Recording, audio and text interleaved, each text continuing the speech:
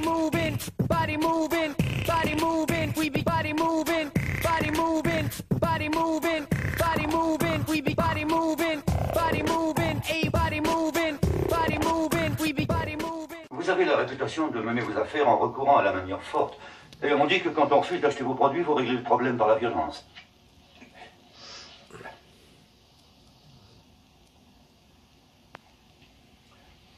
Ça va, c'est rien.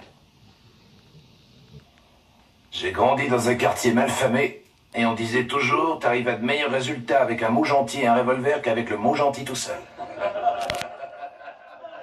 Dans ce quartier, c'était peut-être vrai après tout. Et voilà comment une réputation, ça tient pas à grand-chose. C'est vrai, il y a de la violence à Chicago, je ne le nie pas, mais elle vient pas de moi, elle vient pas des gens qui travaillent pour moi, et vous savez pourquoi? Parce que ça tue le commerce.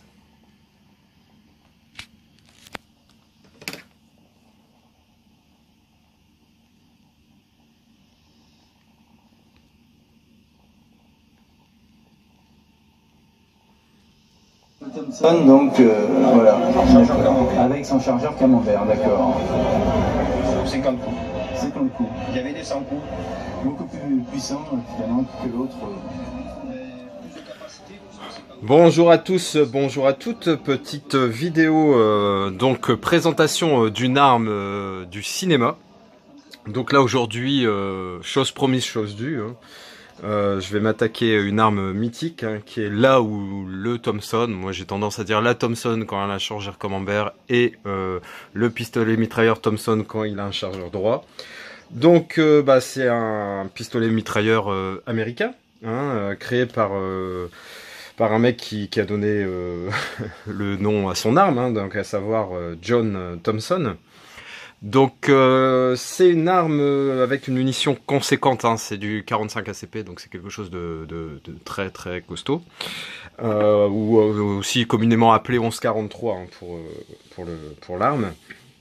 Donc il y a eu des modèles en 1921, en 28, en 42. Pas une portée pratique de ouf, hein, en gros 150 mètres, avec un poids assez conséquent de 5 kg environ, voire un peu plus si elle a un chargeur camembert de 50 à 100 coups. Donc les chargeurs, justement, il y a type droit, comme on voit dans le soldat Ryan, hein, Tom Hanks c'est une Thompson avec chargeur droit, donc c'est 20 ou 30 coups pour les chargeurs droits, et de 50 à 100 pour les chargeurs camembert. Donc même si l'arme, elle a été utilisée par l'armée, la police, le FBI, ça reste quand même l'arme privilégiée et emblématique de la pègre. L'arme est connue aussi sous le nom de Tommy Gun ou de Chicago Piano, justement. Et là on voit une scène dans Les Sentiers de la Perdition, un film que je vous surconseille, qui est génial, avec Tom Hanks, Paul Newman et Jude Law, où justement Tom Hanks règle un peu ses comptes, et pour ce faire il utilise cette fameuse mitraillette Thompson, hein, chargeur camembert. Vous voyez l'arme là, on la voit ici. Donc revenons à nos moutons. On voit cette arme notamment dans le Scarface de 1932, pas du tout dans le Scarface avec Al Pacino, et d'ailleurs c'est une grosse erreur, on en a parlé souvent par rapport au steelbook, hein, qui représente l'ombre d'une arme comme étant une Thompson camembert, alors que c'est une arme qui est pas du tout utilisée dans le film.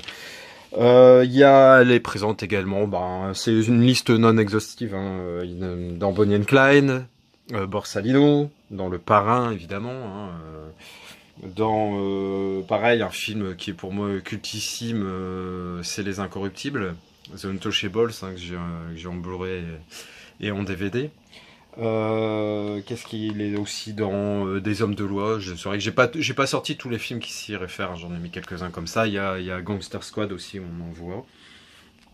En fait, ce qui va faire de cette arme une arme emblématique, type un peu, on va dire, entre guillemets gangster, c'est justement son chargeur tambour, son chargeur camembert, hein, qui est quand même une grosse pièce, qui est quelque chose de très lourd. Et donc ça existait en 50, 75 et 100, mais on va dire que le chargeur 50 coups est le plus classique. Et d'ailleurs, cette Thompson chargeur camembert porte aussi souvent le nom de Thompson Al Capone. Donc, qu'est-ce qui a motivé cet achat? Alors déjà, je vais préciser une chose évidente. c'est que c'est une arme démilitarisée, complètement inopérante. Hein. Toutes les pièces, beaucoup de pièces sont soudées en fait, comme ici on voit sur le chargeur.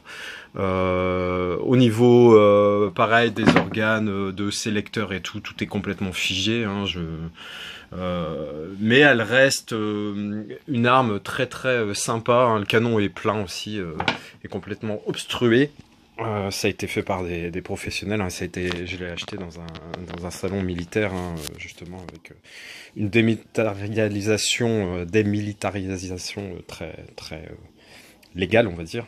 Donc bah voilà, moi c'est vraiment une arme, on va dire type décorative. Hein. Elle est quand même putain sacrément lourde. Pourquoi? Parce que quand je suis allé à Las Vegas, j'ai vu en fait une Thompson, hein, sous une cloche en verre, hein, et c'était justement celle de Tom Hanks dans Les Sentiers de la Perdition, avec forcément comment dire, l'autographe de Tom. Hein, je crois qu'elle était mise en vente à 50 000 $. Et je me suis dit, je m'en achèterai une un jour.